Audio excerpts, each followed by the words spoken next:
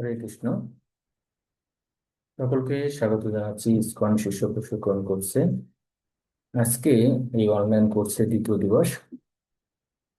তো আমরা গত ক্লাসে অর্থাৎ প্রথম দিন আলোচনা করেছি এই কোর্সের ভূমিকা, কোর্সের লক্ষ্য সমূহ, অনলাইন কোর্সের নিয়মাবলী, মূল্যায়ন পদ্ধতি এবং ইসকন শিষ্য প্রশিক্ষণ কোর্সের আহ, যে ইতিহাস সম্পর্কে আমরা জেনেছি। আর তারপরে আমরা সে সঙ্গে গুরুতত্ত্ব সম্পর্কে আলোচনা করেছিলাম। তো আজকে আমরা সেই গুরুতত্ত্বের পর এবং গুরুতত্ত্ব এবং দীক্ষা গুরু, শিক্ষাগুরু যে দুই প্রকার, গুরুদেব দুই প্রকার সে সম্পর্কে আলোচনা করেছিলাম। তো তারপর থেকে আমরা আলোচনা করার চেষ্টা করব। তো প্রথম অধ্যায়ে আমরা গত ক্লাসে শুরু করছিলাম, সম্পূর্ণ শেষ করতে পারিনি। তো বাকি অংশ আমরা আজকে আলোচনা করার চেষ্টা করছি। জয় শ্রীল প্রভুপাদ কি, ইসকন শিষ্য প্রশিক্ষণ কোর্স কি, গুরুতত্ত্ব ও পরম্পরা। তো আমরা প্রথমে দেখেছিলাম গতদিন যে গুরুদেব হচ্ছে একজন, যদিও চৈতন্য চৈতন্যতে শ্রীল কৃষ্ণদাস কবিরাজ গোস্বামী বন্দে গুরুম শব্দটি বলেছেন, যেটি হচ্ছে বহু বচন অর্থে ব্যবহৃত হয়। কিন্তু গুরুদেব এক, কারণ কি প্রত্যেক গুরুদেবই একই শিক্ষা বহন করেন এবং একই শিক্ষা কৃষ্ণ ভক্তি প্রদান করেন, তাই তারা মূলত এক। তো গুরুতত্ত্ব সম্পর্কে বলা হচ্ছে, গুরু কৃষ্ণ রূপ হন শাস্ত্রের প্রমাণে, গুরু রূপে কৃষ্ণ কৃপা করেন ভক্তগণে। কৃষ্ণই গুরু রূপে এই জগতে প্রকট হয়ে বদ্ধচিত্তের উদ্ধার করেন। তো গুরুদেবের সঙ্গে শিষ্যের সম্পর্ক কি আমরা আলোচনা করছিলাম। শিষ্যের সঙ্গে গুরুদেবের সম্পর্ক ঠিক পরমেশ্বর ভগবানের সঙ্গে সম্পর্কের মতো, কিন্তু গুরুদেব নিজেকে ভগবানের একজন দীনহীন সেবক হিসেবে মনে করেন। আর গুরুতত্ত্বর এই অংশে আমরা আলোচনা করেছিলাম সমস্ত শাস্ত্রে শ্রী গুরুদেবকে পরমেশ্বর ভগবান থেকে অভিন্ন বলা হচ্ছে। সাক্ষাৎ অদিত্যেন সমস্ত শাস্ত্র, শ্রী বিশ্বনাথ চক্রবর্তী ঠাকুর বলেছেন যে গুরুদেব হচ্ছে সাক্ষাৎ হরি থেকে অভিন্ন। এবং ভগবান শ্রীকৃষ্ণ শ্রীমদ্ ভাগবতের একাদশ স্কন্ধে বলছেন, আচার্য মাম বিজনীয়াৎ ন অবমন্যতে করহচিত। আচার্য বা গুরুদেব, ভগবান শ্রীকৃষ্ণ বলছেন আমার থেকে অভিন্ন এবং কখনোই তার অবমাননা করা উচিত নয়।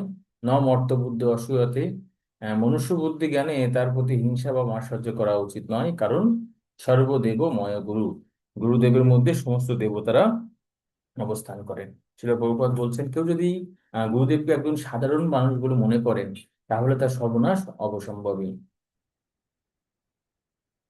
তো গুরুদেব হবেন একজন ডাক পিয়নের মতো। ডাক পিয়ন যেমন যখন কোনো চিঠি আসে বা টাকা আসে সেখানে কিন্তু কোনো তিনি পরিবর্তন করেন না, ঠিক তেমনি গুরুদেব ভগবান শ্রীকৃষ্ণ থেকে, পরম্পরা থেকে বা গুরুদেবের কাছ থেকে, তার গুরুদেবের কাছ থেকে যে শিক্ষাটি পেয়েছেন, তো সেই শিক্ষায় তিনি কোনো যোগ বিয়োগ করবেন না, একদম অ্যাজ ইট ইজ বা যথাযথভাবে সেটি প্রদান করবেন। তো গুরুতত্ত্ব বিষয়ে লাস্ট যে বিষয়টি জানছিলাম, সাধারণত গুরুদেব ভগবানের নিত্য পার্ষদ বা নিত্য সিদ্ধ পার্ষদদের থেকে আসেন। কিন্তু শুধুমাত্র যে নিত্যসিদ্ধ পার্ষদরাই যে গুরু হতে পারবে এমন নয়। মুক্ত পুরুষদের অনুসরণকারী যে কোনো ব্যক্তি, অর্থাৎ সাধক ভক্তগণও যদি যথার্থ নিয়ম নীতি আদর্শ মেনে চলেন, তিনিও গুরু হতে পারেন।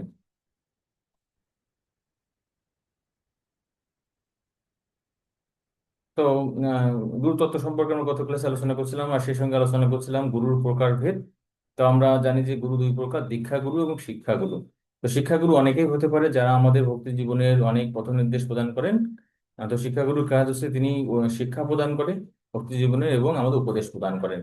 আর দীক্ষা গুরুর এখানে মূলত দীক্ষা গুরু একজনই হন, আর তিনি দীক্ষা প্রদান করেন। দীক্ষার মাধ্যমে আমাদেরকে পরম্পরার সঙ্গে যুক্ত করেন, আমাদের একটি আধ্যাত্মিক নাম প্রদান করেন। তারপরে মন্ত্রগুরু, দীক্ষাগুরু যিনি গায়ত্রী মন্ত্র দান করেন। তো এটিও দীক্ষাগুরু প্রদান করেন। এবং দীক্ষাগুরু শিষ্যের প্রতিজ্ঞা সমূহ গ্রহণ করেন। আলটিমেটলি তিনি শিষ্যের সমস্ত পাপকে নাশ করেন। তো এখানে আমরা দেখতে পাচ্ছি যে কিভাবে দীক্ষাগুরু আমাদের পাপ নাশ করে সে সম্পর্কে শাস্ত্রে বলা হচ্ছে যে রাজার পাপ যেমন, মন্ত্রীদের পাপ যেমন রাজা গ্রহণ করেন, পত্নীর পাপ যেমন পতি গ্রহণ করেন, ঠিক তেমনি শিষ্যের পাপ গুরুদেব গ্রহণ করে থাকে। আর কেন এই পাপ গ্রহণ করতে হয়? কারণ গুরুদেব যদি পাপ গ্রহণ না করে, তাহলে আমাদের পাপময় দেহ বা কলুষিত চেতনার দ্বারা আমরা ভগবানের সেবা করতে পারি না। চেতনা চৈতামৃতে এই জন্য বর্ণনা করা হয়েছে, দীক্ষাকালে ভক্ত করে আত্মসমর্পণ, সেই কালে কৃষ্ণ তারে করে আত্মসম। অর্থাৎ যখন কোনো ব্যক্তি দীক্ষা গ্রহণ করে ভগবানের চরণে, গুরুর চরণে আত্মসমর্পণ করছেন, তখন কি হচ্ছে? তখন ভগবান শ্রীকৃষ্ণ তাকে তার নিজের সমান যোগ্যতা প্রদান করছে, অর্থাৎ তাকে চিন্ময় দেহ দান করেন। আর সেক্ষেত্রে গুরুদেব সহযোগিতা করে আমাদের পূর্ববর্তী যে পাপ কর্মগুলো রয়েছে সেগুলো হরণ করার মাধ্যমে। তো আজকে আমরা মূলত আলোচনা করব এই দ্বিতীয় পাঠের যে পরবর্তী অংশ। তো প্রথমে বলছে দীক্ষা শব্দের অর্থ কি। তো এখানে বলা হচ্ছে দীক্ষা শব্দটাকে যদি ভাগ করা যায় তাহলে দ্বি যুক্ত খা, এভাবে ভাগ করতে হয়। দ্বি যুক্ত খা। দ্বি শব্দের অর্থ কি? দ্বি শব্দের অর্থ হচ্ছে দিব্যজ্ঞান বা আধ্যাত্মিক জ্ঞান। আর খা শব্দের আবার দুইটি শব্দ আছে, একটা হচ্ছে ইচ্ছা, আর একটা হচ্ছে খপয়তি, সপয়তি। তো ইচ্ছা শব্দের অর্থ হচ্ছে দর্শন করা, আর খপয়তি শব্দের অর্থ ব্যাখ্যা করা। অর্থাৎ দীক্ষা এমন একটি অনুষ্ঠান, এমন একটি আনুষ্ঠানিক অনুষ্ঠান যেখানে আনুষ্ঠানিকভাবে গুরুদেব শিষ্যের দায়িত্ব গ্রহণ করে এবং তাকে দিব্য জ্ঞান প্রদান করে। তো দীক্ষা কোনো আসলে জাদুকরী ব্যাপার নয়, যে কোনো গোপন মন্ত্র প্রদান করলো আর সঙ্গে সঙ্গে অনেক ধরনের পরিবর্তন চলে আসলো, এমন নয়। দীক্ষা শব্দের অর্থ আমরা আগে জেনেছি যে দীক্ষার মাধ্যমে দীক্ষাগুরু কি করে, পরম্পরার সাথে যুক্ত করে, ভগবানের সেবা অধিকার প্রদান করে। তো দীক্ষার শব্দকে আহ দীক্ষার মাধ্যমে গুরুদেব কি করে? গুরুদেব আমাদের ভগবানের সঙ্গে সম্বন্ধ তৈরি করে দেন। তো তিনটি বিষয় খুবই গুরুত্বপূর্ণ ভক্তি জীবনের ক্ষেত্রে, তিনটি টার্ম রয়েছে আমরা এখানে আলোচনা করব। সেটি হচ্ছে, প্রথম রয়েছে, এক নম্বর হচ্ছে অভিধেয়। অভিধেয় মানে কি?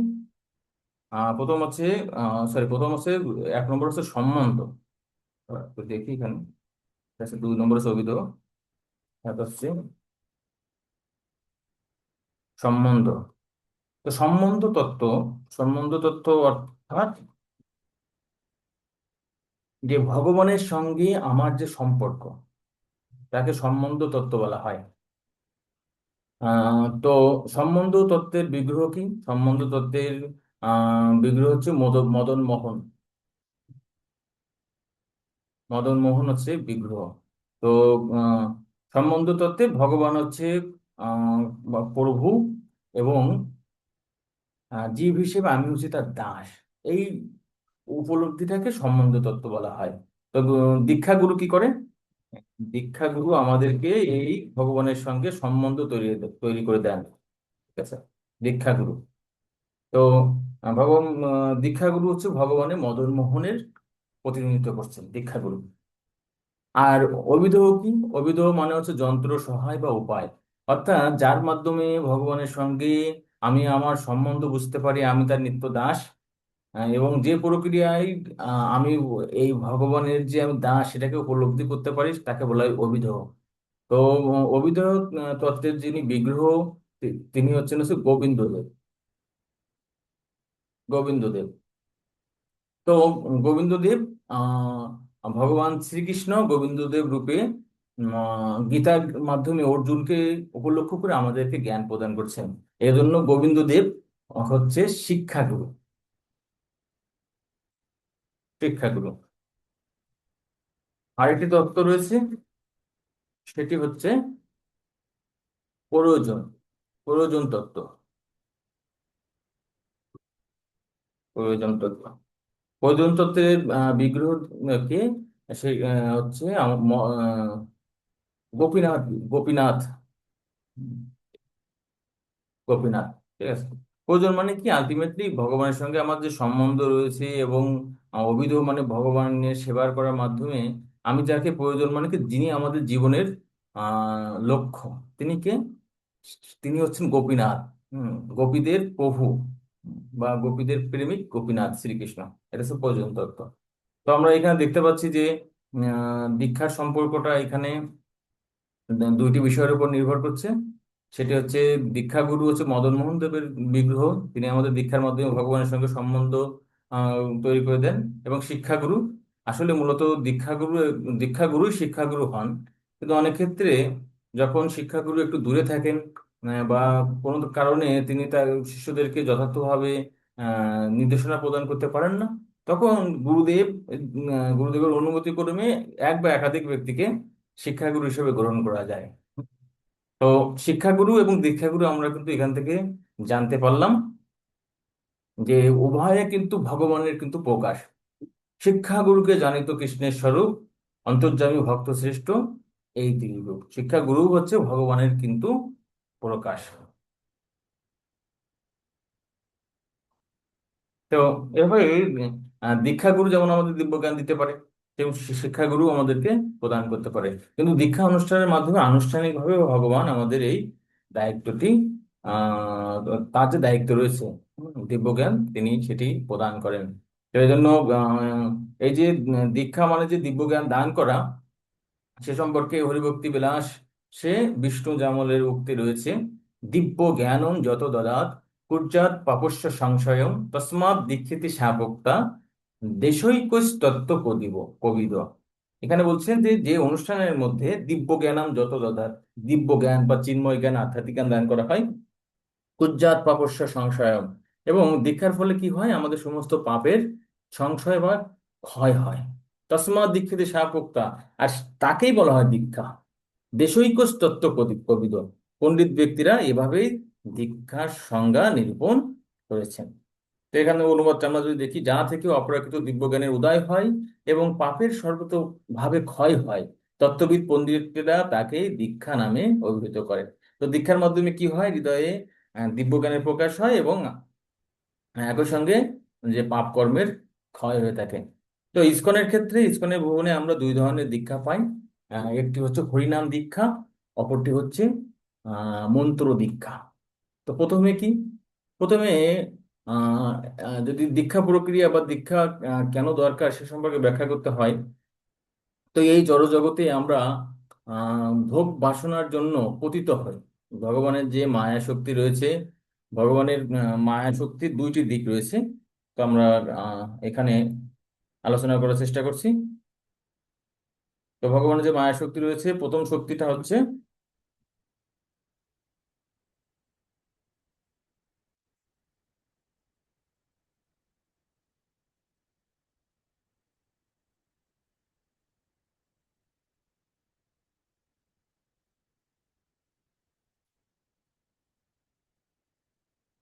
তো আহ, মায়া শক্তির দুইটি উৎস রয়েছে। ভগবানের যে অনন্তকোটি শক্তি রয়েছে, তার মধ্যে মায়া শক্তি, মায়া শক্তির প্রথম প্রকাশ হচ্ছে আবরণাত্মিকা শক্তি। যখন কোনো জীব তিনি নিজেকে ভোক্তা অভিমান করেন, তখন কি হয়, তখন মায়া দেবী বা জড়া প্রকৃতি তার উপর একটা মায়ার আবরণ সৃষ্টি করে, আর যার ফলে তিনি নিজেকে দেহ মনে করে এবং নিজেকে ভোক্তা মনে করে। এভাবে যখন তার মধ্যে মিথ্যাহংকার বা দেহাত্মবোধ জাগ্রত হয়, তখন মায়া শক্তির যে প্রক্ষেপ আত্মিকা শক্তি তখন জীবকে আষ্টে পৃষ্ঠে জড়িয়ে ধরে এই জড়জগতে প্রেরণ করে। তো এইভাবে আমরা যখন এই মায়া শক্তির দ্বারা এই জড়জগতে আহ আসি, তো আসার ফলে কি হয়, আমরা কিন্তু ভগবানকে ভুলে যাই। এবং আমরা যে আহার নিদ্রা ভয় মৈথুন এই আহার নিদ্রা ভয় মৈথুন এই সমস্ত কর্মেই আসলে মূলত রত থাকি। তো এভাবে 84 লক্ষ যোনি ঘুরতে ঘুরতে জন্ম জন্মান্তরের পর আমরা এই মনুষ্য দেহ লাভ করি। তো মনুষ্য দেহ লাভ করলেও অধিকাংশই কিন্তু ঈশ্বর বিমুখ। তার মধ্যে গুটি কয়েক লোক তারা আধ্যাত্মিক জীবনে অগ্রসর হয়। তা আধ্যাত্মিক জীবনে অগ্রসর ক্ষেত্রে ক্ষেত্রে নিজে নিজে কিন্তু খুব বেশি অগ্রসর হওয়া যায় না, তার জন্য একজন পথপ্রদর্শকের প্রয়োজন হয়। তো ভগবান যখন জীবের মধ্যে এইভাবে ভগবত ধামে ফিরে যাওয়ার আগ্রহ দেখে, তখন তিনি নিজেকে গুরু রূপে প্রকাশ করে এই জগতে প্রকটিত হন। তখন তাকে কি করেন, এই গুরুদেব, গুরুদেব তখন তাকে দীক্ষার মাধ্যমে ভগবানের সঙ্গে সম্বন্ধ তৈরি করে দেন। এবং দীক্ষার পর তিনি তার আধ্যাত্মিক সাধনা, গুরুদেবের নির্দেশ পালন এর মাধ্যমে ধীরে ধীরে তিনি মুক্তি লাভ করেন। তো আহ, প্রথমে কি সেই দীক্ষার ক্ষেত্রে কি, প্রথম দীক্ষাটা হচ্ছে হরিনাম দীক্ষা। হরিনাম দীক্ষার ক্ষেত্রে কি, ইসকনের যে নিয়ম রয়েছে, তাকে 16 মালা জপ করতে হবে, আর 4টি নিয়ম পালন করতে হবে। এভাবে দীক্ষার পূর্বে কমপক্ষে 6 মাস পূর্বে তাকে গুরু আশ্রিত হতে হয়। তারপরে গুরুদেব তাকে পরীক্ষা করে যখন তাকে উপযুক্ত মনে করবেন, তখন তিনি তার কর্ণে দীক্ষা অনুষ্ঠানের মাধ্যমে হরিনাম প্রদান করেন। তো কলিযুগের যুগধর্ম কি, যুগধর্ম হচ্ছে হরিনাম। শাস্ত্রে বলছে, দীক্ষা পুরুষসজ্জা বিধি অপেক্ষা না করে জিহ্বা স্পর্শে আচণ্ডাল সবারে উদ্ধারে। যে হরিনাম এতই শক্তিশালী যে কেউ যদি এই হরিনাম নিরপরাধে যদি করেন, তাহলে কি তিনি মুক্তি লাভের যোগ্য। তাহলে যদি হরিনামই এত যদি শক্তিশালী হয়, তাহলে কি মন্ত্র দীক্ষা বা গায়ত্রী দীক্ষার কি দরকার আছে দ্বিতীয় দীক্ষার? হ্যাঁ, দ্বিতীয় দীক্ষারও দরকার রয়েছে। হরিনাম যদিও একজন আত্মাকে জড়জগতের বন্ধন থেকে মুক্ত করতে পারে, তবুও সেটিকে যথাযথভাবে সম্পাদনের জন্য কি দরকার? ব্রাহ্মণোচিত গুণাবলী দরকার। তো এখানে বলছেন যে অত শ্রীকৃষ্ণ নামাদি ন ভবেদ গ্রাহ্যম ইন্দ্রিয়। ভগবান শ্রীকৃষ্ণের যে নাম রূপ লীলা, সেটি জড় ইন্দ্রিয়ের মাধ্যমে কিন্তু করা যায় না। ঠিক আছে, তার জন্য আমাদের ইন্দ্রিয়ের পরিশুদ্ধতা দরকার। তো শুরুতে হরিনামের মাধ্যমে আমাদের ধীরে ধীরে আমাদের ইন্দ্রিয়ের পরিশুদ্ধতা হয়, এবং তারপর যখন আমরা আরো বেশি পরিশুদ্ধ হয়ে যাই, নিজেদের ভক্তি জীবনে দায়িত্ব গ্রহণ করতে পারি, তখন হচ্ছে মন্ত্র দীক্ষা বা ব্রাহ্মণ দীক্ষা আমরা গ্রহণ করতে পারি। মন্ত্র দীক্ষা, তো এর মাধ্যমে কি হয়, এর মাধ্যমে আরো সুন্দরভাবে হরিনাম করা যায়। দ্বিতীয়ত, আহ ব্রাহ্মণ দীক্ষা না হলে ভগবানের যে প্রতিষ্ঠিত বিগ্রহ রয়েছে, প্রতিষ্ঠিত বিগ্রহের রন্ধন সেবাটা আমরা করতে পারি না। তো ব্রাহ্মণ দীক্ষা আমাদের অনেক ধরনের সেবা অধিকার দান করে। সেই সঙ্গে যে যাগযজ্ঞ গুলো রয়েছে সেগুলো সম্পাদন করা যায়। তো হরিনাম দীক্ষা এবং ব্রাহ্মণ দীক্ষার কিছু কিছু কিছু সুবিধা অসুবিধা আছে। হরিনাম দীক্ষার সুবিধা কি, যে এ পর্যায়ে আমরা প্রাথমিক পর্যায়ে থাকি, যদি কোনো ভুল ভ্রান্তি করি, তাহলে খুব সহজে তার থেকে কিন্তু মুক্তি লাভ করা যায়, বা খুব বেশি পতন হয় না। কারণ হরিনাম দীক্ষার্থী তারা ঠিক একজন শিক্ষার্থীর মতো, যখন ভুল করে তখন শিক্ষক মনে করে ও তো এখন শিখছে, ছোট আছে, পরে ঠিক হয়ে যাবে। কিন্তু মন্ত্র দীক্ষাকে তুলনা করা হচ্ছে একজন চাকরিজীবী বা কোনো কর্মকর্তার সঙ্গে। তার ভুলকে কিন্তু এত সহজে ক্ষমা করা হয় না। তার মানে যিনি ব্রাহ্মণ দীক্ষা গ্রহণ করেছে, তিনি যদি আধ্যাত্মিকভাবে তার যদি পতন হয়, তাহলে কি, তাহলে তার অধঃপতন হওয়ারও সম্ভাবনা থাকে বেশি। হুম। তাই ব্রাহ্মণ দীক্ষার মাধ্যমে যেমন খুব দ্রুতই ভক্তি জীবনে এগিয়ে যাওয়া যায়, কিন্তু যদি সঠিকভাবে ব্রাহ্মণ দীক্ষার নিয়মগুলো পালন না করা হয়, তাহলে তার পতনও কিন্তু খুব ত্বরান্বিত হয়। এজন্য ইসকনের ক্ষেত্রে কি, ইসকনের ক্ষেত্রে মূলত হরিনাম দীক্ষাটাকে বেশি প্রাধান্য দেওয়া হয়, আর তার সহায়ক হিসেবে আহ এই মন্ত্র দীক্ষা বা ব্রাহ্মণ দীক্ষাকে গুরুত্ব আরোপ করা হয়। কিন্তু অন্যান্য সংগঠনের ক্ষেত্রে বা সম্প্রদায়ের ক্ষেত্রে তারা মূলত হরিনাম দীক্ষার থেকে ব্রাহ্মণ দীক্ষায় বেশি গুরুত্ব প্রদান করে থাকে। তো এভাবে হরিনাম দীক্ষা গ্রহণের পর কমপক্ষে 1 বছর পর বা 6 মাস পর তিনি মন্ত্র দীক্ষা বা গায়ত্রী দীক্ষার যোগ্য হয়ে উঠলে তিনি সেটি গ্রহণ করতে পারেন। তার জন্য পরীক্ষা রয়েছে বা অন্যান্য যে আনুষঙ্গিক বিষয়গুলো রয়েছে।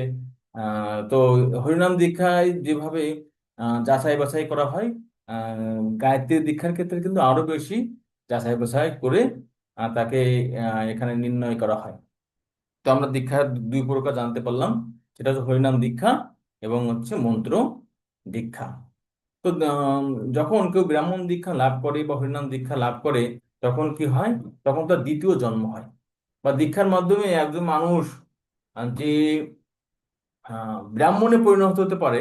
যারা জাত ব্রাহ্মণ বা জন্মগত ব্রাহ্মণ আছে, তারা কিন্তু অনেক সময় সেটি স্বীকার করতে চান না। তো তারা যদি সেটিকে যদি স্বীকার করতে না চান, তো তার জন্য শাস্ত্রে একটি সুন্দর শ্লোক রয়েছে। এখানে বলছে, যথা কাঞ্চনতম জাতি কাংসম রস বিধানত তথা দীক্ষা বিধানেন দ্বিজোত্তম জায়তে নিনাম। অর্থাৎ পারদের স্পর্শে রাসায়নিক ক্রিয়ার প্রভাবে যেমন সোনায় পরিণত।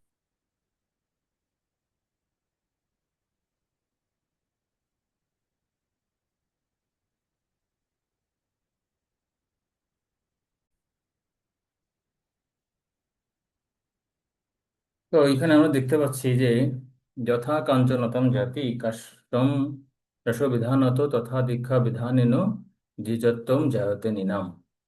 তো অনুবাদ হচ্ছে, যথা কাঞ্চনতম জাতি কাংসম রসবিধানত।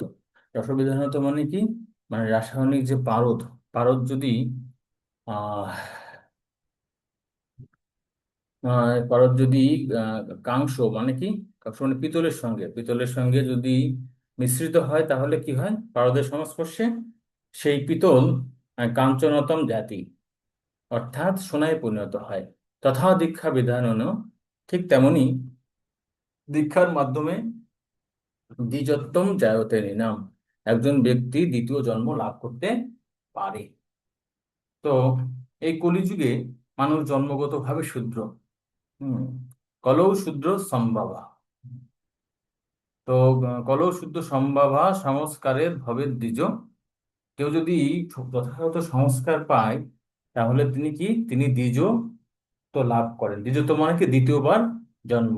প্রথম জন্ম হয় আমাদের পিতামাতার থেকে, তারপর জন্ম হয় গুরুর কাছ থেকে উপনয়ন এবং মন্ত্র দীক্ষার মাধ্যমে।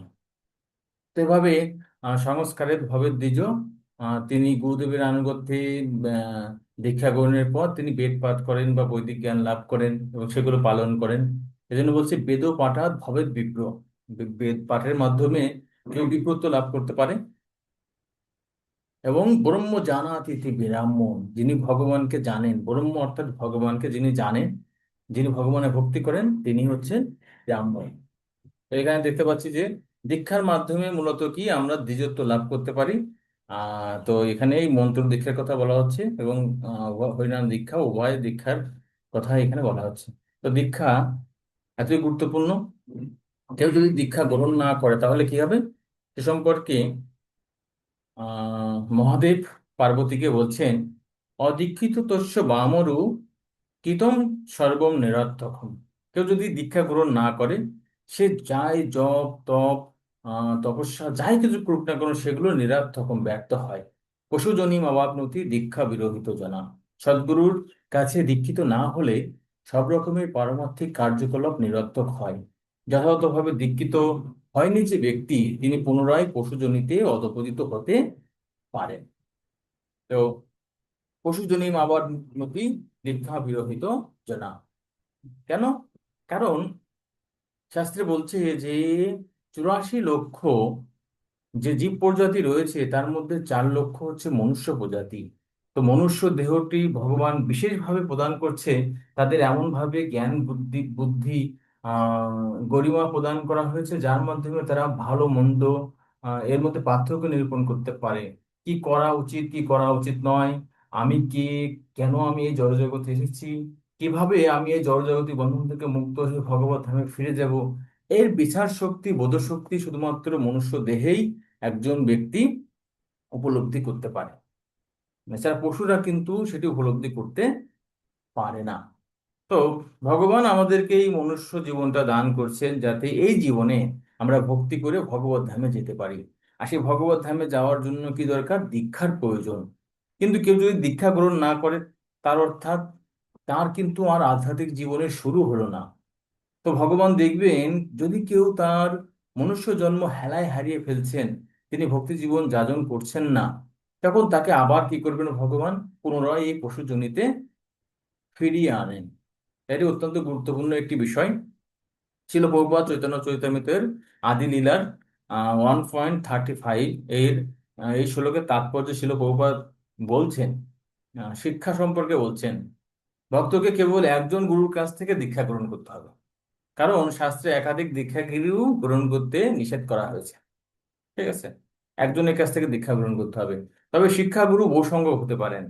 সাধারণত যে গুরুদেব শিষ্যকে পারমার্থিক বিজ্ঞান সম্বন্ধে নিরন্তর উপদেশ পালন করে থাকেন, তিনি পরবর্তীকালে তার দীক্ষাগুরু হন।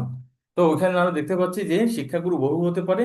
তো জেনারেলি যিনি দীক্ষা প্রদান করেন, তিনি একই সঙ্গে শিক্ষাও প্রদান করেন। তো দীক্ষাগুরু চাইলে তিনি কোনো ভক্তের নিকট তার শিষ্যকে প্রেরণ করতে পারে। যেমন লোকনাথ গোস্বামী ছিল নরোত্তম দাস ঠাকুরকে দীক্ষা প্রদান করার পর জীব গোস্বামীর কাছে পাঠিয়েছেন আরো বিশদভাবে এই আধ্যাত্মিক গ্রন্থ, স্বরূপ গোস্বামীদের যে গ্রন্থ সমূহ রয়েছে, শ্রীমদ্ ভাগবত আদি গ্রন্থগুলো যেন অধ্যয়ন করেন। তো শিক্ষাগুরু গ্রহণের ক্ষেত্রে আরেকটি বিষয়, গুরুত্বপূর্ণ বিষয়, সেটি হচ্ছে গুরুদেবের অবশ্যই অনুমতি গ্রহণ করতে হয়। তো দীক্ষাগুরু এবং শিক্ষাগুরু শাস্ত্রে তাদেরকে সমপর্যায়ভুক্ত বলা হচ্ছে, তাদের মধ্যে কোনো পার্থক্য নেই। যিনি প্রথমে মন্ত্র দীক্ষা দান করেন তাকে বলা হয় দীক্ষাগুরু। আর যে সমস্ত মহাত্মারা কৃষ্ণ ভক্তির পথে অগ্রসর হওয়ার শিক্ষা দান করেন তাদের বলা হয় শিক্ষাগুরু। দীক্ষাগুরু ও শিক্ষাগুরু সমপর্যায়ভুক্ত এবং শ্রীকৃষ্ণের অভিন্ন প্রকাশ, যদিও আপাত দৃষ্টিতে শিষ্যের সঙ্গে তাদের আচরণ ভিন্ন মনে হতে পারে। আমরা দেখেছি শিক্ষাগুরুর কাজ কি। তো শিক্ষাগুরুর কাজ হচ্ছে কি, যে শিক্ষা প্রদান করা, উপদেশ প্রদান করা, ভক্তি জীবন তত্ত্বাবধান করা। আর দীক্ষাগুরু পরম্পরার সঙ্গে যুক্ত করেন, শিষ্যকে নাম প্রদান করেন, তার পা ফরণ করেন, তার প্রতিজ্ঞা সমূহ গ্রহণ করেন এবং একই সঙ্গে মন্ত্র হরিনাম প্রদান করেন। তো এইভাবে তাদের মধ্যে ভিন্নতা থাকতে পারে, কিন্তু উভয়ে কি, যে শিক্ষাগুরু দীক্ষাগুরু উভয়ে একই পথে মূলত শিষ্যকে চালিত করেন। তো ছিল ভক্তিবিনোদ ঠাকুর শ্রী শ্রী কল্যাণ কল্পতরু গ্রন্থে এই শিক্ষাগুরুর যে ভূমিকাটাকে দীক্ষাগুরু থেকে অধিক গুরুত্ব প্রদান করেছে। যদিও তাদের অবদান সমান, কিন্তু তিনি মনে করেন যে শিক্ষাগুরুর অবদানটি আরো বেশি। শিক্ষাগুরু বৃন্দ কৃপা করিয়া অপার, সাধককে শেখানো সাধনের অঙ্গসার। অর্থাৎ তিনি বলছেন, কিন্তু আমি অগণিত শিক্ষাগুরুবৃন্দের অবদানকে ঠিক ততটাই গুরুত্বপূর্ণ বলে মনে করি, কারণ তারা কনিষ্ঠ অধিকারী ভক্তদেরকে সাধন ভক্তির সমস্ত অপরিহার্য দিকগুলোতে প্রশিক্ষণ দিয়ে সীমাহীন কৃপা প্রদর্শন করেছেন। তো শিক্ষাগুরুরা কি করছেন? শিক্ষাগুরুরা যদি শুরু থেকে আমাদের এই পারমার্থিক মার্গ যদি প্রদর্শন না করতেন, তাহলে কি হতো? আমরা কি এই জীবনে ভক্তি যোগ যাজন করতে পারতাম? পারতাম না। তাই এই যে একদম যে ব্যক্তি কৃষ্ণকে জানে না, ভক্তিকে জানে না, কিভাবে ভক্তি জীবন যাপন করতে হয়, পূজন করতে হয়, কিছুই জানে না, শিক্ষাগুরুরা হাতে হাতে ধরে, যেমন পিতামাতা একজন সন্তানকে সে ছোটবেলায় একদম হাঁটতে শিখেছে, বর্ণমালা শিখিয়েছে, মানুষ করেছেন, তাই না? তো ঠিক তেমনই শিক্ষাগুরু আমাদেরকে ভক্তি জীবনে ছোটবেলা থেকে যোগ্য করে তখন আস্তে আস্তে ধীরে ধীরে তিনি দীক্ষাগুরুর কাছে আমাদেরকে সমর্পণ করেন। তাই তো ভক্তিবিনোদ ঠাকুর বলছেন কি, যে দীক্ষাগুরুর থেকে শিক্ষাগুরুর ভূমিকাটাকে আমি আরো বেশি অধিক গুরুত্বপূর্ণ হিসাবে মনে করি। তো শিক্ষাগুরু কিন্তু দুই প্রকার আছে। তো এক শ্রেণীর শিক্ষাগুরু রয়েছে যাকে বলা হয় মূল শিক্ষাগুরু, তিনি দীক্ষাগুরুরই সমান। তো এই ধরনের শিক্ষাগুরুর আদেশ দীক্ষাগুরুর আদেশের মতো শিষ্যের পালনীয়। আর এক ধরনের শিক্ষাগুরু রয়েছে যারা আমাদের প্রতিনিয়ত গাইডলাইন দেন, হয়তো অতটা যোগ্যতা সম্পন্ন নন, কিন্তু আমার থেকে হয়তো উন্নত, যার আনুগত্যে আমি আমার যে ছোটখাটো প্রবলেম গুলো আছে বা ভক্তি জীবনের নির্দেশনাগুলো আমি পেয়ে থাকি। হুম। তো উভয়ই গুরুত্বপূর্ণ। সে হতে পারে যে শিক্ষাগুরু যিনি একদম গুরুদেবের সমান যোগ্যতা সম্পন্ন, তাহাদের যেমন গুরুত্বপূর্ণ, তো আবার যে সমস্ত শিক্ষাগুরুরা আমাদের আশেপাশে যারা আছে তাদেরও যে নির্দেশনাগুলো আমাদের ভক্তি জীবনের জন্য গুরুত্বপূর্ণ, অবশ্য পালনীয়। এমন নয় যে আমি শুধু শিক্ষাগুলো গ্রহণ করলাম কিন্তু তার আদেশটা পালন করলাম না। ঠিক আছে? তো অনেকে কি করে, অনেকে দেখা যায় যে তিন চারজন শিক্ষাগুরু গ্রহণ করে থাকে, তাদের কাছ থেকে উপদেশ নেন। তো যার আদেশ তার ভালো লাগে তিনি তারটা গ্রহণ করে, যারটা তার সাথে যায় না তিনি তার আদেশ মানতে চান না। তো সেটা আসলে ভক্তি জীবনের ক্ষেত্রে, আধ্যাত্মিক জীবনের ক্ষেত্রে আহ উম, খুব বেশি একটা ভালো বিষয় নয়।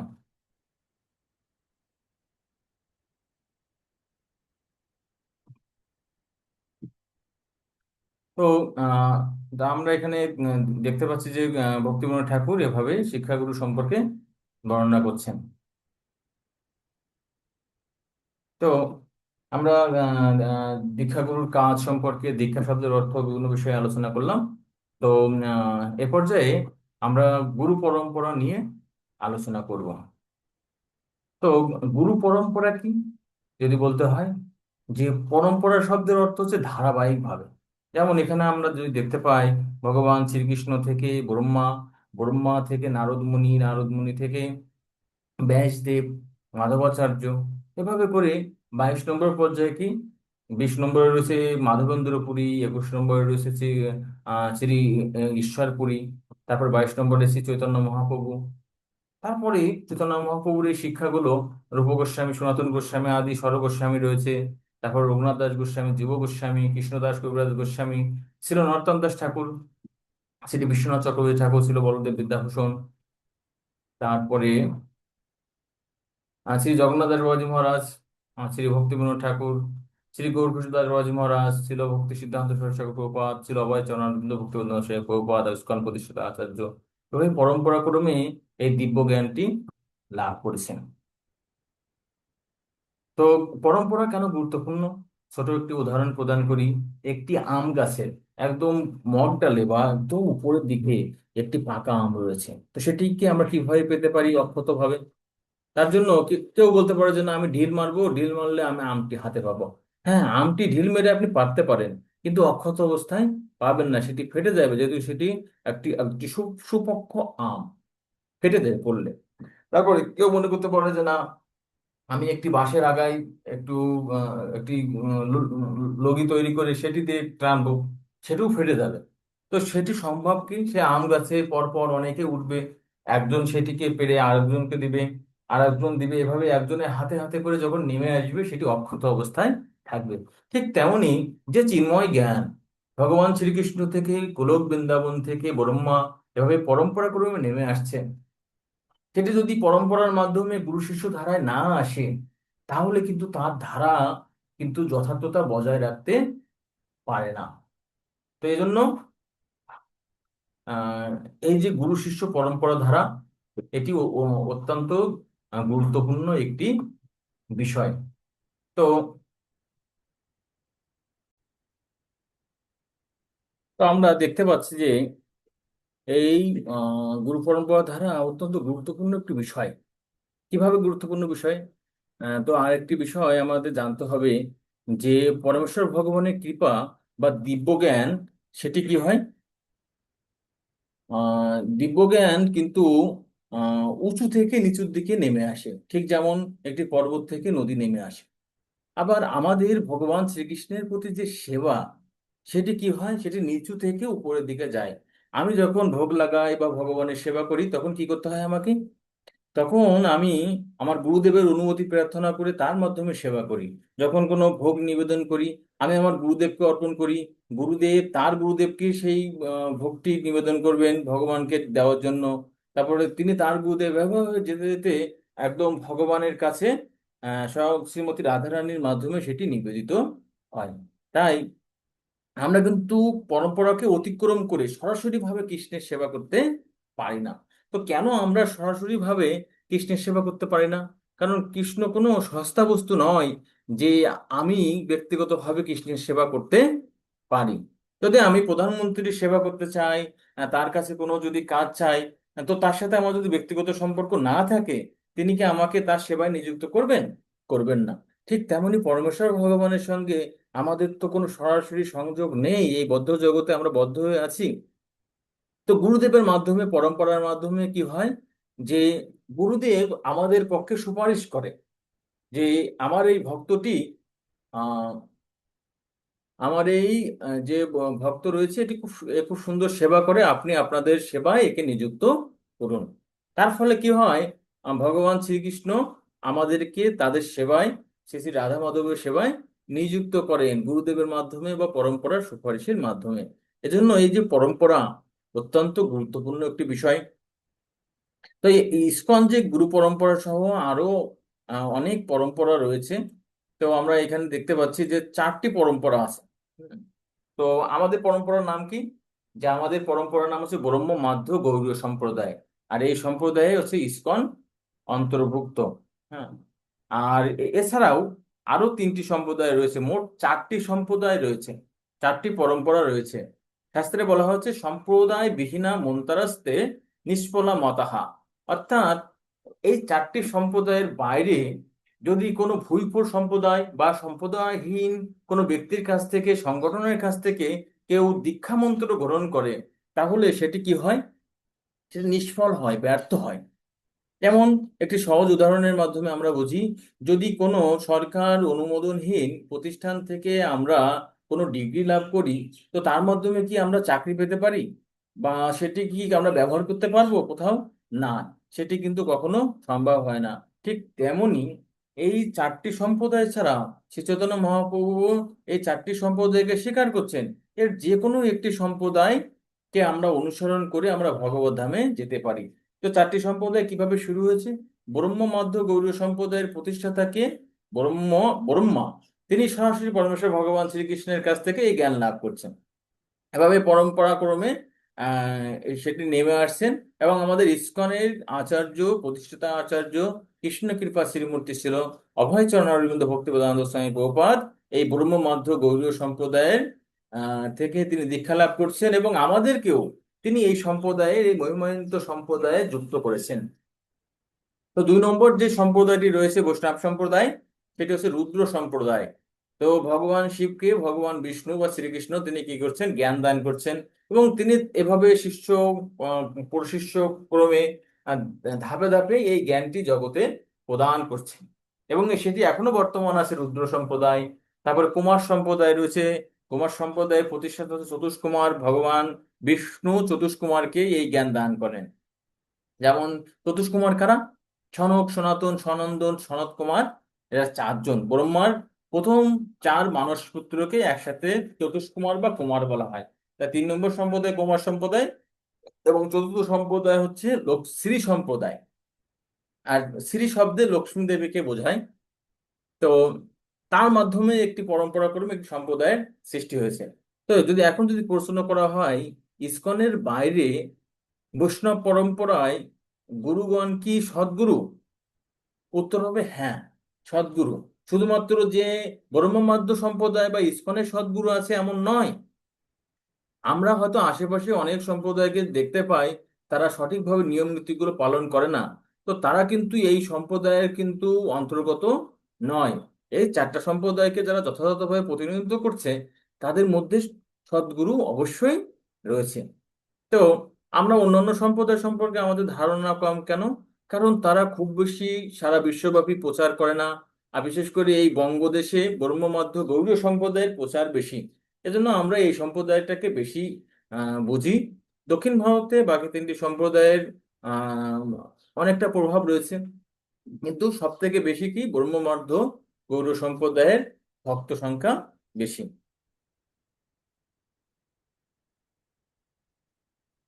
তবে এখন আরেকটি প্রশ্ন রয়েছে। অনেকে প্রশ্ন করে যে ইসকনের পরম্পরা ঠিক নাই। তো আমরা সবসময় কিন্তু এই পরম্পরা বিষয়টা কিন্তু বলি, ছিল প্রভুপাদ এই গুরু পরম্পরা শব্দটি অনেক গুরুত্ব প্রদান করছেন। যে পরম্পরা ক্রমে এই জ্ঞানটা নেমে আসছে ভগবান থেকে, সেটা যে অক্ষুণ্ণভাবে এই জগতে প্রচার করতে হবে, তার যে গুরুত্ব, পরম্পরার শুদ্ধতা যে কত গুরুত্বপূর্ণ, সেটি কিন্তু শিল প্রভুপাদ বর্ণনা করছেন। তো কিছু ব্যক্তি তারা বলে থাকে ইসকনের পরম্পরা ঠিক নাই মানে কি, যে বিশেষ করে আমরা দেখব পূর্বের স্লাইডটা যদি দেখি, এখানে দেখেন যে জগন্নাথ দাস বাবাজি মহারাজ তিনি কিন্তু ভক্তি বিনোদ ঠাকুরের কিন্তু দীক্ষাগুরু নন। ভক্তি বিনোদ ঠাকুরের আহ, আহ, দীক্ষাগুরু আহ, সম্ভবত বিপিন বিহারী গোস্বামী। তাহলে তিনি কিভাবে ভক্তিবিনোদ ঠাকুরের আগে জগন্নাথ দাস বাবাজি এখানে পরম্পরায় থাকতে পারে? এখানে তো বিপিন বিহারী গোস্বামী থাকা উচিত ছিল, তার দীক্ষাগুরু। তো প্রকৃতপক্ষে পরম্পরা কিন্তু দীক্ষার মাধ্যমে সৃষ্টি হয় না। প্রকৃতপক্ষে পরম্পরা সৃষ্টি হয় শিক্ষার মাধ্যমে। ভগবান শ্রীকৃষ্ণ ব্রহ্মাকে শিক্ষা প্রদান করছে, আধ্যাত্মিক জ্ঞান দান করছেন। ব্রহ্মা নারদকে সেই আধ্যাত্মিক জ্ঞান দান করছেন, সেই শিক্ষা প্রদান করছেন। আর নারদ সেটিকে ব্যাসদেবকে প্রদান করছেন। তো এভাবে করে এই গুরু শিষ্য ক্রমে যে শিক্ষাটা নেমে আসছে তার মাধ্যমে পরম্পরা সৃষ্টি হয়। অর্থাৎ ভক্তিবিনোদ ঠাকুর তিনি জগন্নাথ দাস বাবাজী মহারাজকে তার শিক্ষাকে তিনি গ্রহণ করেছেন এবং তাকে শিক্ষাগুরুর মর্যাদা দান করছেন, দীক্ষাগুরুর মর্যাদা না। তার নির্দেশনা তিনি জীবনে ধারণ করতেন, পালন করতেন। তো এভাবে এই ভক্তিবিনোদ ঠাকুর কি করছেন? জগন্নাথ দাস বাবাজি কি মহারাজকে শিক্ষাগুরু হিসেবে গ্রহণ করছেন। আবার গৌরকিশোর দাস বাবাজি মহারাজ তিনি কিন্তু ভক্তিবিনোদ ঠাকুরের দীক্ষিত শিষ্য নয়। তিনি ভক্তিবিনোদ ঠাকুরকে তার শিক্ষাগুরু হিসেবে মনে করতেন। তার যে শিক্ষাগুলো রয়েছে সেগুলো তিনি আহ সে অনুসরণ করতেন। সেই হিসেবে গৌরকিশোর ভক্তিবিনোদ ঠাকুরের পর পরম্পরায় কে রয়েছে? যে তার শিক্ষা শিষ্য, ভক্তিবিনোদ ঠাকুরের শিক্ষা শিষ্য গৌরকিশোর দাস বাবাজী মহারাজ। আবার ভক্তি সিদ্ধান্ত সরোজ ঠাকুর প্রভুপাদ কি করছেন? গৌরকিশোর দাস বাবাজী মহারাজের কাছ থেকে শিক্ষাও গ্রহণ করছেন এবং দীক্ষাও গ্রহণ করছেন। আবার অভয় চরণারবিন্দ ভক্তিপূর্ণ স্বামী প্রভুপাদ ছিল ভক্তি সিদ্ধান্ত সরোজ ঠাকুর প্রভুপাদের কাছ থেকে দীক্ষা শিক্ষা শিক্ষা উভয় গ্রহণ করছেন। তাই পরম্পরার ক্ষেত্রে অবশ্যই যে উপাদানটি থাকতে হবে সেটি হচ্ছে শিক্ষা পরম্পরা। দীক্ষা পরম্পরার মাধ্যমে সেই পরম্পরা আরো সুসংবদ্ধ হতে পারে। ঠিক আছে, কিন্তু দীক্ষা বিষয়টি না থাকলেও সমস্যা নেই, কমপক্ষে সেখানে কি থাকতে হবে, শিক্ষা থাকতে হবে। ঠিক আছে, তাই ইসকন পরম্পরা যে কোনো পরম্পরা, তো পরম্পরা তো এখানে দেখেন অনেক ব্যক্তি রয়েছে, অনেক শিষ্য রয়েছে, কিন্তু সবাইকে কি এই পরম্পরার লিস্টে রাখা হয়? আসলে ওইভাবে রাখা হয় না। রাখলে তো লিস্টটা অনেক বড় হয়ে যাবে। এখানে দেখেন হাজার হাজার কোটি কোটি শিষ্য রয়েছে, ইসকনেরই বা কতজন ভক্ত রয়েছে, তাহলে এদের সবাইকে কি পরম্পরায় রাখা যায় না। মূলত পরম্পরায় রাখা হয় কাদেরকে, যারা ওই সম্প্রদায়ের জন্য বিশেষ ভূমিকা পালন করছে, তাদেরকে পরম্পরায় রাখা হয়। যেমন ধরুন এখানে হয়তো একজন ব্যক্তি রয়েছে, একজন আচার্য রয়েছে, তিনি বিশেষ অবদান রাখছে। তারপরে দেখেন পরের লাইনে কাউকে হয়তো নেওয়া হয়নি, সরাসরি যে তৃতীয় লাইনে আর একজনকে নেওয়া হয়েছে। তারপরে এখানে চতুর্থ লাইনে আরেকজন, পঞ্চম লাইনে আরেকজন, এভাবে করে কিন্তু এখানে আরো অনেকেই রয়েছে। তো এই বিশেষ বিশেষ আচার্য যারা সম্প্রদায়ের জন্য বিশেষ বিশেষ অবদান রাখছে, মূলত এই পরম্পরায় তাদেরকে স্থান দেওয়া হয়। বাকি যারা আছে তারা কি পরম্পরা নেই? হ্যাঁ, তারাও পরম্পরায় রয়েছে, কিন্তু পরম্পরা যখন লিস্ট করা হয় তখন এই বিশেষ বিশেষ ব্যক্তিদেরকেই পরম্পরায় মূলত স্থান দেওয়া হয়। তো এখানে এভাবে কি গুরু শিষ্য পরম্পরায় ক্রমে এই যে জ্ঞানটা সারা বিশ্বে ছড়িয়ে পড়ছে। ঠিক আছে, যাকে বলা হয় কি ভক্তি বৃক্ষ। যেমন এখানে পঞ্চতত্ত্ব দেখতে পাচ্ছেন, দ্বাদশ গোপাল, 64 মহন্ত, স্বর গোস্বামী, সকলেই কিন্তু এখানে এই যে রয়েছে। এদের প্রত্যেকের মাধ্যমে এক একটি পরম্পরা সৃষ্টি হতে পারে, এমন না যে শুধুমাত্র শ্রী চৈতন্য মহাপ্রভুর থেকে আসবেন এমন নাই। অদ্বৈত আচার্যের মাধ্যমে একটি পরম্পরা হতে পারে, নিত্যানন্দ প্রভুর মাধ্যমে হতে পারে। এই যে যারা যারা যে সমস্ত ভক্তরা রয়েছে, তাদের মাধ্যমে অনন্ত কোটি পরম্পরার মাধ্যমে এই দিব্য জ্ঞান সারা বিশ্বে ছড়িয়ে পড়েছে। ঠিক আছে, এজন্য পরম্পরাটি অত্যন্ত গুরুত্বপূর্ণ একটি বিষয়। তো শিল প্রভুপাদ এখানে বলছেন পরম্পরা সম্পর্কে, শ্রী গুরুদেব গুরু শিষ্য পরম্পরা ধারায় অবস্থিত হওয়ার কারণে এক তত্ত্ব। কেন গুরুদেব এক? কারণ ওই যে পরম্পরায় হাজার হাজার আচার্য গুরুদেব থাকতে পারে, কিন্তু প্রত্যেকেই যে ভগবান শ্রীকৃষ্ণ, যার থেকে এই বৈদিক জ্ঞান প্রথম ব্রহ্মা লাভ করেন, সেই যে জ্ঞান, যে জ্ঞানটি ব্রহ্মা লাভ করছে, পরম্পরা ক্রমে প্রত্যেকে কি করছে, সেই একই জ্ঞান তারা প্রদান করছেন। তো শ্রীনাথ আচার্য তিনি ভাগবতের চৈতন্য মঞ্জুষা ভাষ্যে বলছেন কিভাবে, যে দেখেন যে সমস্ত আচার্য একই পরম্পরা অনুসরণ করেন, সমস্ত গুরুদেব যে এক, সে সম্পর্কে বলছেন যে আরাধ্য ভগবান বোধিস তনয়, তদ্ধাম বৃন্দাবনম রম্মা কাচিদ উপাসিত ভোজবধূ বর্গের চ কল্পিতা।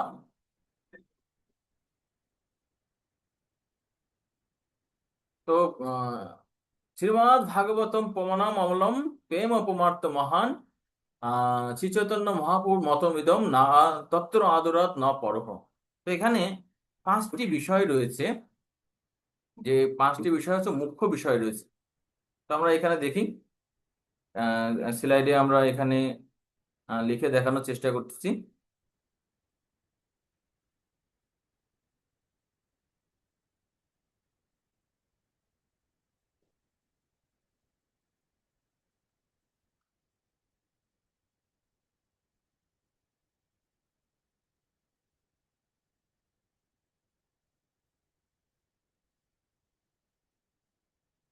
তো এখানে যেটি বলা হচ্ছে যে আরাধ্য,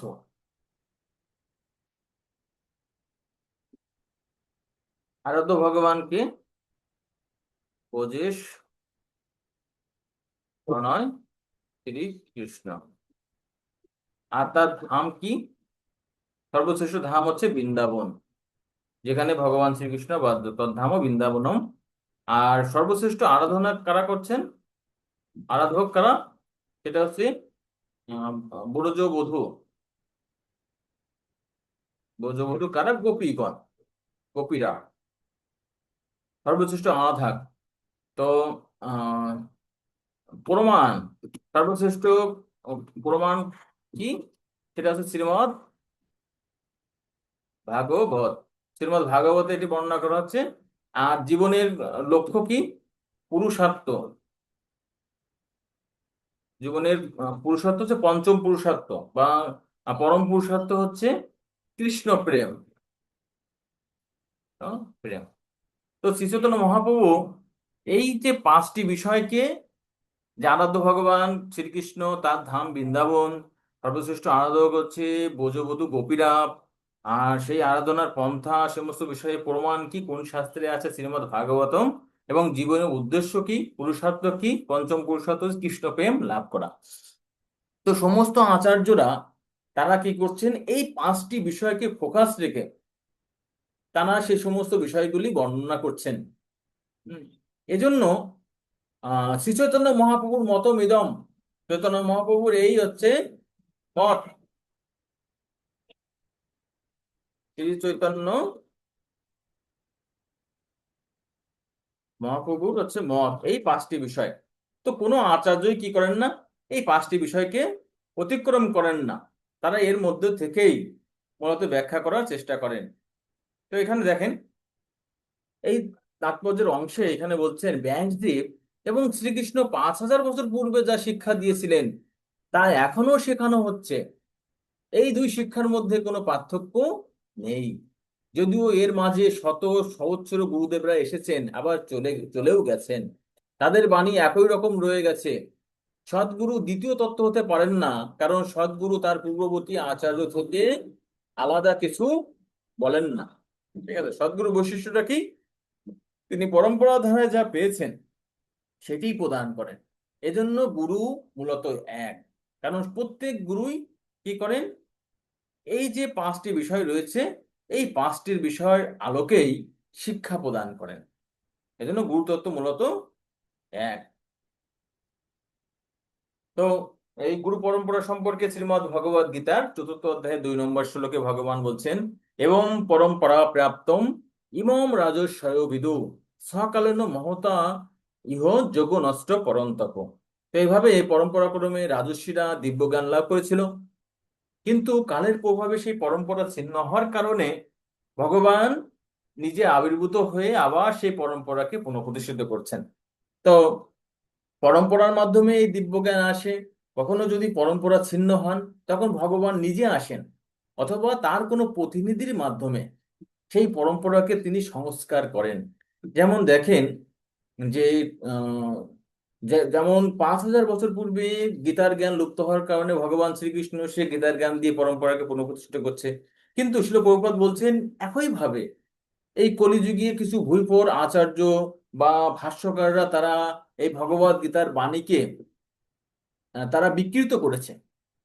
এই জন্য শিল প্রভুপাদ বলছে ইসকনের মাধ্যমে তিনি কি করছেন, আবার ভগবদ গীতা যথাযথ প্রকাশের মাধ্যমে সেই পরম্পরাকে পুনঃপ্রতিষ্ঠা করছেন। তো ভগবান নিজে এসে যেমন পরম্পরাকে পুনঃপ্রতিষ্ঠা করতে পারেন, অথবা তার কোনো শুদ্ধ ভক্তের মাধ্যমেও এই পরম্পরাকে প্রতিষ্ঠা করতে পারেন। তো শিল প্রভুপাদ এখানে বলছেন, তো ভগবদ গীতার সারমর্ম বুঝতে হলে আমাদের ঠিক সেইভাবে বুঝতে হবে যেভাবে তিনি আমাদেরকে বোঝাচ্ছেন, তিনি কিভাবে আহ শুনিয়ে বুঝেছিলেন। এটাকেই পরম্পরা ধারার পদ্ধতি বলা হয়। মনে করো আমি কিছু একটা আমার গুরুদেবের কাছ থেকে শুনলাম, আমি ঠিক তাই তোমাদের কাছে উত্থাপন করব, সেটাই হচ্ছে পরম্পরা ধারা। আমরাও কিন্তু পরম্পরা ধারার প্রতিনিধিত্ব করছি। প্রতিনিয়ত আমরা মানুষকে উপদেশ প্রদান করি, ভক্তি করতে, ষোলমালা জপ করতে, গীতা ভাগবত অধ্যয়ন করতে, এবং গীতা ভাগবতের যে শিক্ষাগুলো রয়েছে সেগুলো আমরা প্রচার করি। তো আমরা যেটি এই গীতা ভাগবতে রয়েছে, গুরুদেব গুরু পরম্পরার মাধ্যমে প্রাপ্ত হয়েছে, সেটি যদি আমরা উপস্থাপন করি, তাহলে কিন্তু আমরাও কিন্তু এই পরম্পরা ধারার এক একজন প্রতিনিধিত্ব করতে পারি। কিন্তু আমাদের যোগ্যতাটা কি, যে আমরা পরম্পরা ধারায় যে জ্ঞানটা পেয়েছি তাতে কোনো মিশ্রণ করা যাবে না। পরম্পরা ধারার গুরুত্ব সম্পর্কে শ্রীল প্রভুপাদ বলছেন যে তুমি ধারণা করতে পারো না আমার গুরুদেব কি বলেছিলেন, বা কোনো গ্রন্থ পড়েও সঠিকভাবে তুমি উপলব্ধি করতে পারবে না যতক্ষণ না পর্যন্ত তুমি আমার কাছ থেকে বুঝে নিচ্ছ। অর্থাৎ পরম্পরার একজনকে বাদ দিয়ে আমি কিন্তু তার পূর্ববর্তী গুরুদেব যে তাকে কি নির্দেশনা দিয়েছেন সেটি সম্ভব নয় জানা। কেন? কারণ এই নির্দেশনাগুলো অনেক নির্দেশ থাকে, ব্যক্তিগত নির্দেশ, যেটি কোনো গ্রন্থে থাকে না। তো সেটা কি? শিল প্রভুপাদ বলছেন যতক্ষণ না পর্যন্ত তিনি আমাদেরকে বুঝিয়ে দিচ্ছেন। আর বলছে এটাই হচ্ছে পরম্পরা ধারার পদ্ধতি। পরবর্তী গুরুদেব বা তার পরবর্তী গুরুদেবকে ডিঙিয়ে ঝাঁপ মেরে ঊর্ধ্বতন গুরুর কাছে যেতে পারো না। আমাদের পরম্পরা ধারায় যেভাবে পেয়েছি, আমি আমার গুরুদেবের কাছ থেকে জ্ঞান লাভ করব, আমার গুরুদেব তার গুরুদেবের কাছ থেকে জ্ঞান লাভ করবে, কখনোই পরম্পরাকে অতিক্রম করা উচিত নয়। তারা তো এই নয় যে আমাদের পূর্ববর্তী আচার্যদের গ্রন্থগুলো বা তাদের লেকচার শ্রবণ করা যাবে না, এমন নয়। তাদের গ্রন্থ থেকেও আমাদের শিক্ষা লাভ করার বিষয় রয়েছে। শিল প্রভুপাদ পূর্ববর্তী যে পরম্পরাগুলো রয়েছে, পরম্পরার যে আচার্য রয়েছে, তাদের মনোভিলাষ কিন্তু পূরণ করার চেষ্টা করছেন। যেমন যেমন তিনি যখন মায়াপুর মন্দির তৈরি করছেন, তিনি বলছেন যে তুমি যদি 33 তলার মধ্যে যদি এখানে বিল্ডিং করতে পারো, শিল প্রভুপাদ তার এক শিষ্যকে বলছে, তাহলে ভক্তিপূর্ণ ঠাকুর এসে কি করবেন, তোমাকে হাত ধরে ভগবত ধামে নিয়ে যাবেন। তিনি বলছেন যে তার গুরুদেব এটি চেয়েছেন, ভক্তি সিদ্ধান্ত, সরি, ভক্তিপূর্ণ ঠাকুরের এই মনোবিলাস রয়েছে, রূপ গোস্বামীর মনোবিলাস। তো পরম্পরায় থাকা মানে কি, পরম্পরা সেবা করার অর্থ কি, যে পরম্পরার সমস্ত আচার্যদের সেবা ইতিমধ্যেই হয়ে যায়। তো এখন আমরা আরেকটি বিষয় জানবো। এখানে রয়েছে হচ্ছে কেন আমাদের জীবিত দীক্ষাগুরু গ্রহণ করা উচিত, জীবিত দীক্ষা ও শিক্ষাগুরু গ্রহণের সুবিধাগুলো কি রয়েছে। তো এখানে আপনাদের যে বইটি রয়েছে, যেটা আমরা এখানে দেখি, হুম, এখানে এই যে ঘরটি পূরণ করতে হবে। তো জীবিত দীক্ষাগুরু ও শিক্ষাগুরু গ্রহণের কারণটা কি, আর এটি বোঝার জন্য আমাদেরকে আহ একটি বিষয় রয়েছে, ঋত্বিক মতবাদ সম্পর্কে বোঝা দরকার এখানে। তো ঋত্বিক মতবাদ সম্পর্কে বুঝতে গেলে মূলত আহ, তিনটি বিষয় জানতে হবে। তো আমরা এখানে আলোচনা করব স্যালারির মাধ্যমে আপনাদেরকে ঋত্বিক মতবাদ সম্পর্কে। তো ঋত্বিক মতবাদের ক্ষেত্রে যে প্রথম যে তিনটি বিষয় আমাদের দরকার, প্রথম হচ্ছে একজন গুরুদেব, তিনি হচ্ছে মারা গেছেন, মৃত গুরু। আর দ্বিতীয়ত হচ্ছে প্রতিনিধি লাগবে। তৃতীয়ত শিষ্য। সরাসরি ভাবে শিষ্য কি করে, একজন জীবিত ব্যক্তির কাছ থেকে দীক্ষা গ্রহণ করে। ঠিক আছে, জীবিত ব্যক্তি বা জীবিত গুরুর কাছ থেকে, জীবিত গুরুর কাছ থেকে শিষ্য দীক্ষা গ্রহণ করে, সেটাই নিয়ম। কিন্তু ঋত্বিক মতবাদ অনুযায়ী কি, যে জীবিত ব্যক্তির কাছ থেকে দীক্ষা না নিয়ে যে গুরুদেব ইতিমধ্যেই মারা গিয়েছেন তার কাছ থেকে প্রতিনিধির মাধ্যমে বা মধ্যবর্তী একজন ব্যক্তির মাধ্যমে দীক্ষা গ্রহণ করা। প্রতিনিধি কি বলবেন? প্রতিনিধি বলবেন যে জীবিত যে সমস্ত গুরুরা রয়েছে, তো তারা যথার্থ নয়, তারা সঠিক প্রতিনিধিত্ব করতে পারছেন না, তারা সদ্গুরু নয়। শুধুমাত্র একজন অমুক ব্যক্তি যিনি মারা গিয়েছেন তিনি জগৎগুরু বা যথার্থ গুরু, তার কাছ থেকে দীক্ষা গ্রহণ করতে হবে, তাহলে আমরা উদ্ধার পেতে পারি। তাই তিনি তার পক্ষে প্রতিনিধি যে ব্যক্তি রয়েছে, তিনি সেই শিষ্যকে দীক্ষা প্রদান করেন। তো এই ঋত্বিক মতবাদ ইসকনের ক্ষেত্রে কিভাবে আসলো? ইসকনের কতিপয় ব্যক্তি, তারা তাদের দ্বন্দ্বের কারণে জিবিসি বা বর্তমান যে আচার্যবৃন্দ রয়েছে তাদের সঙ্গে প্রতিদ্বন্দ্বিতা করে মতবিরোধের কারণে বলছে যে তারা যথার্থ সদ্গুরু নন। একমাত্র সদ্গুরুকে তিনি হচ্ছেন কৃষ্ণ কৃপা শ্রীমূর্তি ছিল অভয় চরণারবিন্দ ভক্তিবেদান্ত স্বামী প্রভুপাদ। এভাবে তারা মতবিরোধ তৈরি করে কি করছেন, ছিল প্রভুপাদকে সামনে রেখে একজন ঋত্বিক ব্যক্তি কি করে, দীক্ষা প্রদান করে, হরে কৃষ্ণ মহামন্ত্র এবং দীক্ষা মন্ত্রগুলো প্রদান করে। আর সেক্ষেত্রে তাদের গুরুদেব কে হন? গুরুদেব হন প্রভুপাদ। আর যে ব্যক্তি দীক্ষা প্রদান করেন প্রভুপাদের পক্ষে, তিনি হচ্ছে ঋত্বিক বা প্রতিনিধি। তো এখন আমরা যদি এখানে যদি দেখি তাহলে আপনারা বিষয়টাকে বুঝতে পারবেন যে মরণোত্তর ঋত্বিক তত্ত্ব একটি ভ্রান্ত ধারণা, যাতে বলা হচ্ছে যে একজন গুরুদেব তার অবকটের পরেও স্থলাভিষিক্ত কোনো ঋত্বিক বা পুরোহিতের মাধ্যমে দীক্ষাগুরু হিসাবে দায়িত্ব পালন করতে পারেন। তো এখানে কি, যে একজন ব্যক্তি মারা গেছেন, তো তার পক্ষে ঋত্বিক বা পুরোহিত বা প্রতিনিধি দীক্ষা প্রদান করে, এটাই হচ্ছে মরণোত্তর ঋত্বিক মতবাদ। তো এই যে মরণোত্তর ঋত্বিক মতবাদের অনেকগুলো খণ্ডন রয়েছে। তো এখানে আপনারা দেখতে পাচ্ছেন যে কোনো বৈষ্ণব সম্প্রদায়ে পরম গুরুর কাছ থেকে দীক্ষা নেওয়ার কোনো দৃষ্টান্ত নেই। তো প্রথমে জানতে হবে যে তাহলে পরম গুরু কে।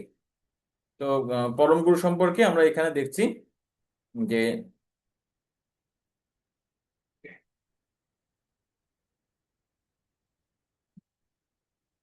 তো এখানে দেখেন, শিষ্য তার যে দীক্ষাগুরু আছে তাকে বলা হয় গুরুদেব বা গুরু মহারাজ, এবং গুরুদেবের গুরুদেবকে বলা হয় পরম গুরু। ঠিক আছে। যেমন যদি আমরা আমাদের ক্ষেত্রে দেখি, আমাদের হয়তো একজন গুরুদেব থাকতে পারে দীক্ষা গুরু, আর তার গুরুদেবকে, তার গুরুদেব থাকতে পারে ছিল প্রভুপাদ। তো তাহলে ছিল প্রভুপাদের সঙ্গে আমাদের সম্পর্কটা কি? আমাদের সম্পর্ক হচ্ছে পরম গুরুদেব। ঠিক আছে, পরম গুরুদেব। তো এখানে আমরা বুঝতে পারলাম যে পরম গুরুদেব কে। তো এখানে বলছে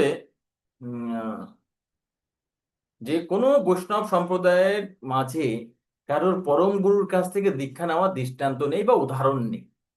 প্রত্যেকেই কার কাছ থেকে দীক্ষা গ্রহণ করে?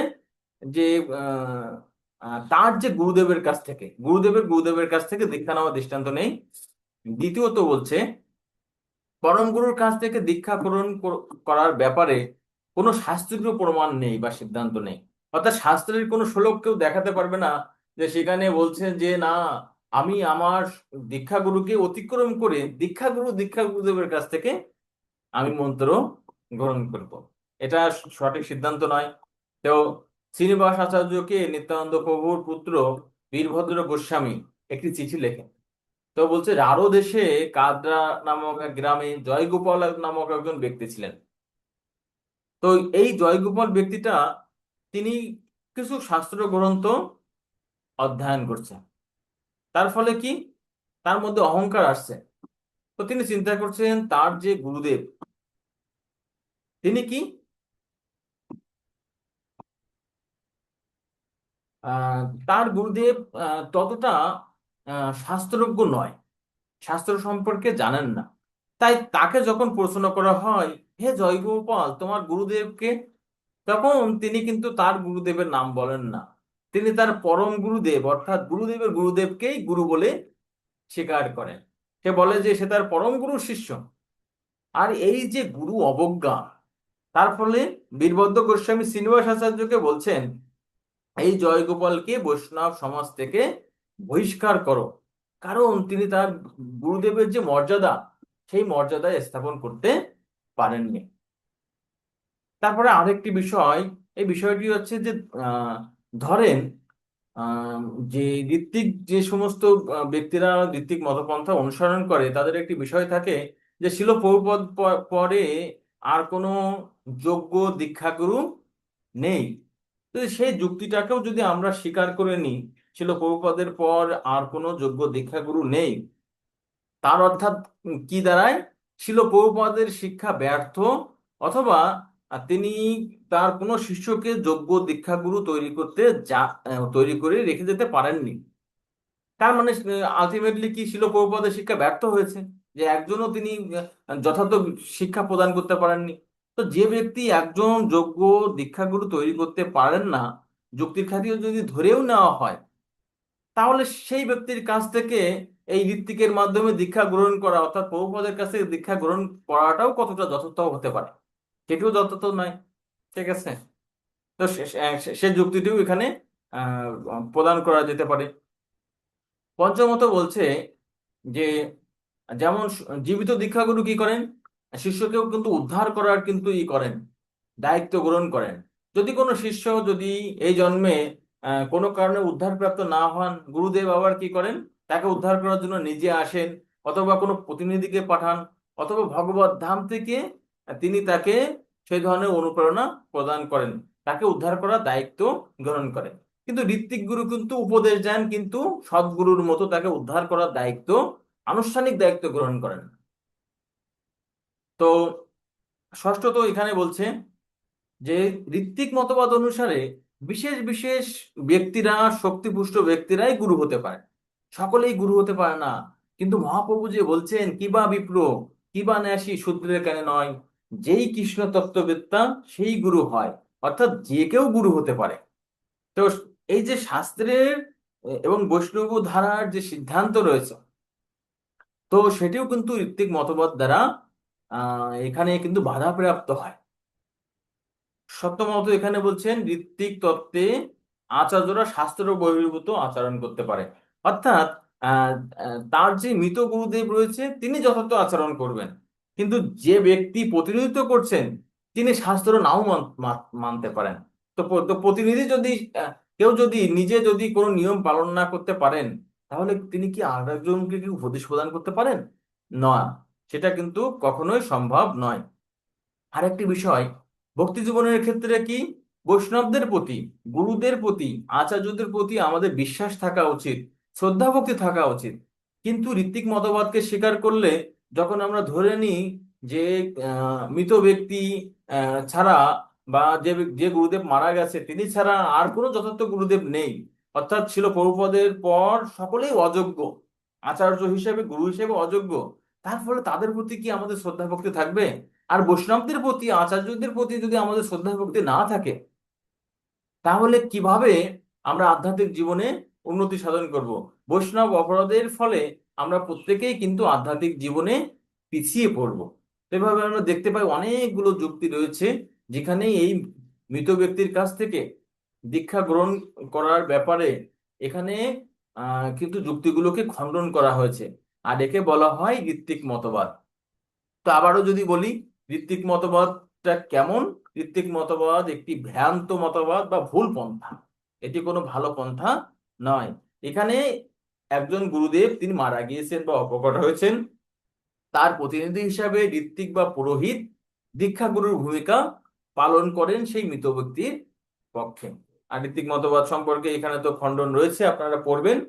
তো এর আলোকে আপনারা কি করবেন? এর আলোকে আপনাদের বইয়ের যে ঘরটি রয়েছে, আমরা যেটি বলছিলাম সেটা অবশ্যই পূরণ করে আমাদের গ্রুপে দিবেন, যে জীবিত দীক্ষাগুরু ও শিক্ষাগুরু গ্রহণ করার কারণ কি। আশা করি বিষয়টি আপনারা লিখতে পারবেন। তো এই পরম্পরা ধারা সম্পর্কে বা ঋত্বিক মতবাদ সম্পর্কে শিল প্রভুপাদ এখানে বলছেন, আমরা ঝাঁপ মেরে শ্রীকৃষ্ণের কাছে যেতে পারি না, সেটা হচ্ছে আর একটা ভ্রান্ত ধারণা। শ্রীকৃষ্ণের কাছে শ্রী গুরুদেবের মাধ্যমেই পৌঁছা যাবে, সেটাই পরম্পরা ধারার পদ্ধতি। শ্রীকৃষ্ণ কোনো সস্তা বস্তু নন যে তাকে ঝাঁপ মেরে গিয়ে লাভ করা যাবে। কেউ হয়তো বলতে পারে, গুরুদেবের কি দরকার আছে আমার, আমি তো সরাসরি কৃষ্ণের কাছে যেতে পারি। না, কৃষ্ণ সেরকম কিছু গ্রহণ করেন না। মদ ভক্ত পূজ্য বিধিক, কৃষ্ণ বলেছেন যে প্রথমে তুমি আমার ভক্তের ভক্ত হও। শ্রী চৈতন্য মহাপ্রভু বলেন, গোপী ভর্তু পদ কমলেয় দাস ও দাসানু দাস, আমি কৃষ্ণের দাসের দাসের দাস। প্রবচন ভগবদ গীতা 2.2, লন্ডন, আগস্ট 3, 1973।